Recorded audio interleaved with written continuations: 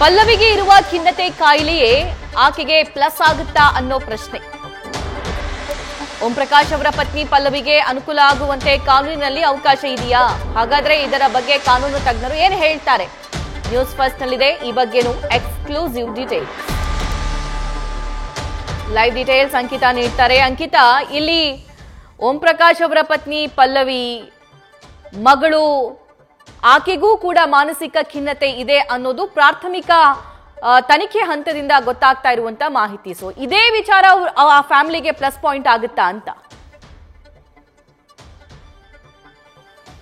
ಸಭಾ ಬಹುತೇಕ plus point ಆಗುವಂತಹ ಸಾಧ್ಯತೆ ಕೂಡ ಹೆಚ್ಚಿರುವಂತದ್ದು. ಯಾಕೆಂತಂದ್ರೆ ಓಂ ಪ್ರಕಾಶ್ ಹತ್ಯೆ ಪ್ರಕರಣಕ್ಕೆ ಸಂಬಂಧಪಟ್ಟಂತೆ ಈಗಾಗಲೇ ಏನು ಪಲ್ಲವಿಯನ್ನ ಬಂಧಿಸಿ ವಿಚಾರಣೆ ಮಾಡಿದಂತಹ ಸಂದರ್ಭದಲ್ಲಿ ಪೊಲೀಸರ ತನಿಖೆಗೂ ಕೂಡ ಅವರು ಸರಿಯಾದ ರೀತಿಯಲ್ಲಿ ಸಹಕಾರವನ್ನ ನೀಡೋದಿಲ್ಲ.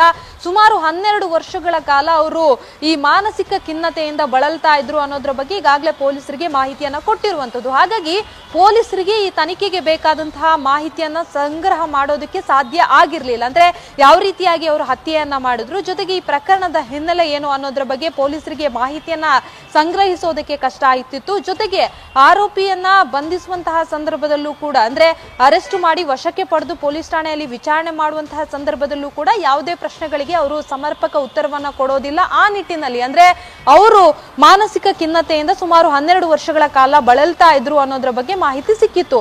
ಸೊ ಇದೇ ಅವರಿಗೆ ಒಂದು ಕಡೆ ಕೋರ್ಟ್ ನಲ್ಲಿ ಪ್ಲಸ್ ಪಾಯಿಂಟ್ ಆಗುತ್ತಾ ಅನ್ನೋದ್ರ ಬಗ್ಗೆ ಮಾಹಿತಿ ಸಿಗ್ತಾ ಇರುವಂತದ್ದು. ಅಂದ್ರೆ IPC ಸೆಕ್ಷನ್ 48 ಅಡಿ ಒಂದು ಹೇಳಿಕೆಯನ್ನ ದಾಖಲಿಸೋದಕ್ಕೆ ಅವಕಾಶ ಇದೆ. ಆ ನಿಟ್ಟಿನಲ್ಲಿ ಅಂದ್ರೆ ಅವ್ರು ಹೇಳ್ಬೋದು, ನಾನು ಮಾನಸಿಕ ಖಿನ್ನತೆಯಿಂದ ಈ ರೀತಿಯಾಗಿ ಮಾಡಿದೆ ಅಂತ ಹೇಳುವಂತಹ ಸಾಧ್ಯತೆ ಇರುತ್ತೆ.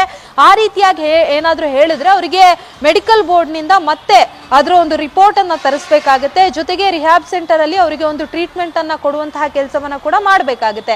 ಆ ನಿಟ್ಟಿನಲ್ಲಿ ಪೊಲೀಸರು ಈಗಾಗಲೇ ಸಂಗ್ರಹ ಮಾಡಿರುವಂತಹ ಕೆಲವೊಂದು ಎವಿಡೆನ್ಸ್ ಗಳೇನಿದೆ ಆ ಎಲ್ಲಾ ಮಾಹಿತಿಗಳನ್ನ ಈಗಾಗಲೇ CCB ಅಧಿಕಾರಿಗಳಿಗೆ ಹಸ್ತಾಂತರ ಮಾಡೋದಕ್ಕೂ ರೆಡಿ ಆಗಿರುವಂತದ್ದು. ಇನ್ನೊಂದು ಕಡೆ ಅಂದ್ರೆ ಎಷ್ಟು ವರ್ಷಗಳಿಂದ ಇವರು ಈ ರೀತಿಯಾಗಿ ಮಾನಸಿಕ ಖಿನ್ನತೆಯಿಂದ ಬಳಲ್ತಾ ಇರುವಂತದ್ದು, ಜೊತೆಗೆ ಅವ್ರಿಗಿರುವಂತಹ ಕಾಯಿಲೆ ಏನು ಅನ್ನೋದ್ರ ಬಗ್ಗೆ ಈಗಾಗಲೇ ಒಂದಷ್ಟು ಮಾಹಿತಿಯನ್ನ ಪಡ್ಕೊಳ್ಳುವಂತಹ ಕೆಲಸವನ್ನ ಅಧಿಕಾರಿಗಳು ಕೂಡ ಮಾಡ್ತಾ ಇದ್ದಾರೆ. ಸಭಾ, ಥ್ಯಾಂಕ್ ಯು ಅಂಕಿತಾ.